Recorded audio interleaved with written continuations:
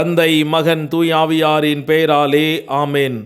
ஆன்ம வழிகாட்டி ஏப்ரல் மாதம் 22ஆம் தேதி புதன்கிழமை. குடும்பங்களின் பாதுகாவலரான புனித சூசையப்பரை நோக்கிய நமது மன்றாட்டு.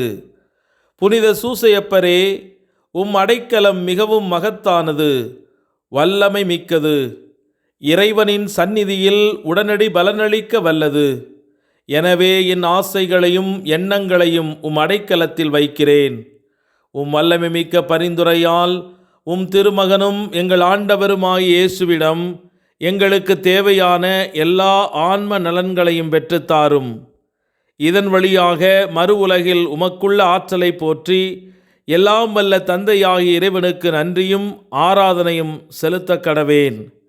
புனித சூசையப்பரே, உம்மையும் திருக்கரங்களில் உறங்கும் இயேசுவையும் சதா காலமும் எண்ணி பூரிப்படைய தயங்கியதில்லை.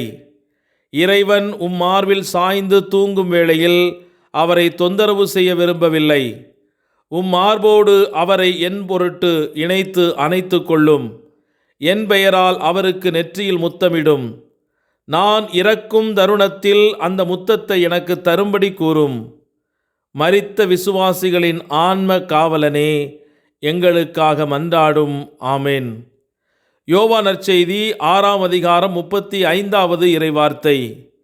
இயேசு அவர்களிடம், வாழ்வு தரும் உணவு நானே. என்னிடம் வருபவருக்கு பசியே இராது. என்னிடம் நம்பிக்கை கொண்டிருப்போருக்கு என்றுமே தாகம் இராது என்றார். இது கிறிஸ்து வழங்கும் வாழ்வு தரும் நற்செய்தி. கிறிஸ்துவே உமக்கு புகழ். சிந்தனை. புனித ஜான் மரிய வியானி ஒருமுறை கூறுவார், நற்கருணையை விட மேலானது எதுவும் இல்லை.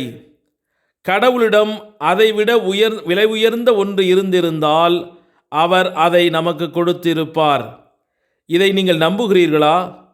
இவ்வுலகில் நாம் பெறக்கூடிய அனைத்து உலக பொருட்களிலும் நற்கருணையை விட மதிப்பு மிக்க, முக்கியமான அல்லது விலை உயர்ந்தது எதுவும் இல்லை. ஏனெனில் நற்கருணை என்பது இயேசுவே. அவரே உயிருள்ள அப்பம். இந்த விலை உயர்ந்த பரிசை நாம் பெறும்போது அவருடைய திரு உடலும் திரு இரத்தமும் ஆன்மாவும் தெய்வீகமும் நம் ஆன்மாக்களில் பிரவேசிக்கின்றன. இயேசு திரளான மக்களை பார்த்து, என்னிடம் வருபவர் ஒருபோதும் பசியடைய மாட்டார், என்னில் விசுவாசம் வைப்பவர் ஒருபோதும் தாகமடைய மாட்டார் என்று சொன்ன பிறகு சிலர் தம்மை விசுவாசிக்க மாட்டார்கள் என்றும் கூறினார். ஆனால் நற்கருணை பற்றிய முழுமையற்ற புரிதல் இருந்த போதிலும் விசுவாசிப்பவர்களுக்கு அவர்கள் ஒருபோதும் பசியடைய மாட்டார்கள் மற்றும் ஒருபோதும் தாகமடைய மாட்டார்கள் என்று வாக்குறுதி அளிக்கப்பட்டுள்ளது. இயேசு குறிப்பிடும் பசியும் தாகமும் உடல் தேவைகளை விட மிக மேலானவை. அது நமது இருப்பின் ஆழத்திலிருந்து எழும் ஒரு ஏக்கம், அது ஒரு நிறைவு. மன நிறைவு மற்றும் அமைதியை விரும்புகிறது நமது ஆன்மா. அது முழுமையாக்கப்பட வேண்டும் என்றால் உண்மையுள்ள இயேசு பிரசன்னமாயிருக்கிற நற்கருணையை அவருடைய உள்ளத்தில் ஏற்று அதனை ஆராதிக்க வேண்டும். குற்ற உணர்ச்சி மற்றும் வெட்கத்திலிருந்து விடுபட வேண்டும் என்றால் இயேசுவை விசுவசிக்க வேண்டும். எந்த ஒரு இயற்கையான திருப்திக்கும் அப்பாற்பட்ட மன நிறைவை இந்த நற்கருணையை பெறுவதன் மூலம் பெற்றுக்கொள்ள வேண்டும். இதுவே நற்கருணை ஆண்டவர் நமக்கு கற்றுக் கொடுக்கிற பாடம். இயேசு நற்கருணையில் உண்மையாகவே பிரசன்னமாகி நமது ஆன்மாவின் ஒவ்வொரு ஏக்கத்தையும் திருப்திப்படுத்த விரும்புகிறார். நற்கருணை வழியாக உங்கள் ஆன்மாவின் ஆழமான பசியையும் தாகத்தையும் தணிக்குமாறு இயேசு விடுத்த அழைப்பை இன்று சிந்தித்து பாருங்கள். உலகம் தராத உண்மையான மனநிறைவை அவரில் கண்டடைய ஒரு தனிப்பட்ட சந்திப்பிற்கு அவர் உங்களை அழைக்கிறார். இன்பங்கள், சுகபோகங்கள், பாவ மன்னிப்புகள், செல்வம், கௌரவம் போன்ற பல தற்காலிக வழிகள் மூலம் அந்த மனநிறைவை பெற நாம் முயலுகின்றோம். அவற்றில் எதுவும் பலனளிப்பதில்லை. உங்கள் ஆன்மாவை ஆராய்ந்து உங்களுக்குள் இருக்கும் பல ஏக்கங்களை நீங்கள் அடையாளம் காணும்போது மன நிறைவு அளிப்பவரை, அவரை மட்டுமே நோக்கி திரும்புங்கள். நற்கருணையின் மீதான உங்கள் விசுவாசத்தை புதுப்பித்து அவர் அருள விரும்பும் மன நிறைவை பெற்றுக்கொள்ளுங்கள். புனித ஃபவுஸ்டினா அவருடைய ஆன்ம குறிப்பேட்டில் தெய்வீக கருணை என்ற பகுதியில் இவ்வாறு குறிப்பிடுகிறார்: நான் மனித ஆன்மாக்களுடன் என்னை இணைத்து கொள்ள விரும்புகிறேன். என் மகளே, அறிந்து கொள், நான் திவ்ய நற்கருணையில் ஒரு மனித இதயத்தை அடையும் போது அந்த ஆன்மாவுக்கு நான் அளிக்க விரும்பும் எல்லா விதமான அருட்கொடைகளாலும் என் கைகள் நிறைந்திருக்கின்றன. ஆனால் ஆன்மாக்கள் என்னை கொஞ்சமும் கவனிப்பதில்லை. அவை என்னை என் போக்கில் விட்டுவிட்டு மற்ற காரியங்களில் தங்களை ஈடுபடுத்திக் கொள்கின்றன. அவை என்னை ஒரு உயிரற்ற பொருளைப் போல நடத்துகின்றன. ஒவ்வொரு காலையிலும் தியானத்தின் போது நான் முழுவதற்குமான போராட்டத்திற்கு என்னை நான் தயார்படுத்திக் கொள்கிறேன். திவ்ய நற்கருணை நான் வெற்றியை பெறுவேன் என்று எனக்கு உறுதியளிக்கிறது. அது அப்படியே ஆகிறது. எனது பணியை தொடர எனக்கு தேவையான அனைத்து வலிமையையும் ஆண்டவர் என்னிடம் கேட்பதை செய்வதற்கான தைரியத்தையும் அது அளிக்கிறது. எனக்குள் இருக்கும் தைரியமும் வலிமையும் என்னிடமிருந்து வருபவை அல்ல, மாறாக எனக்குள் வாழும் இயேசுவிடமிருந்து வருபவை.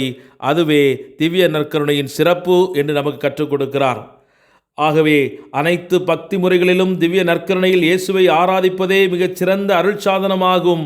அதுவே கடவுளுக்கு மிகவும் பிரியமானதும் நமக்கு மிகவும் உதவியானதுமாக இருக்கிறது என்று புனித அல்ஃபோன்ஸ் லிகோரி அவருடைய வார்த்தைகளை தியானித்து அந்த உயிருள்ள நற்கருணை பிரசன்னத்தில் அமர்ந்து ஜெபிக்க இறையருள் வேண்டி இணைந்து மன்றாடுவோம்.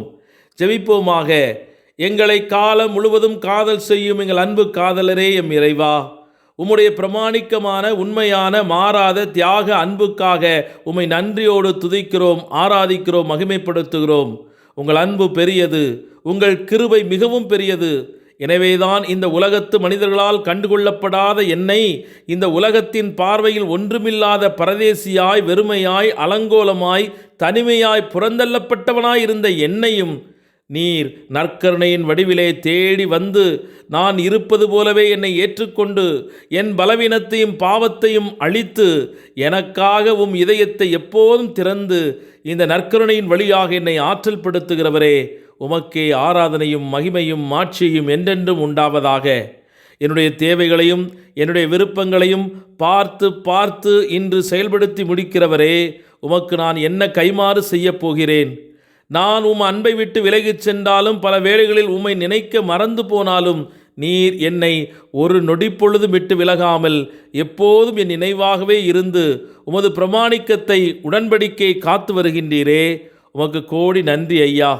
இன்பத்திலும் துன்பத்திலும் உடல்நலத்திலும் நோயிலும் நான் உனக்கு பிரமாணிக்கமாக இருந்து என் வாழ்நாளெல்லாம் உன்னை நேசிக்கவும் மதிக்கவும் வாக்களிக்கிறேன் என்று நான் கொடுக்கும் திருமண வார்த்தைப்பாட்டை நீர் மட்டுமே நிறைவேற்றி வருகின்றீர்.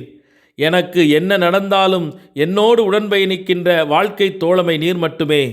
எந்த சூழ்நிலையிலும் உம் அன்பை புறக்கணித்து செல்லாத வரம் எனக்கு தாரும் ஆண்டவரே.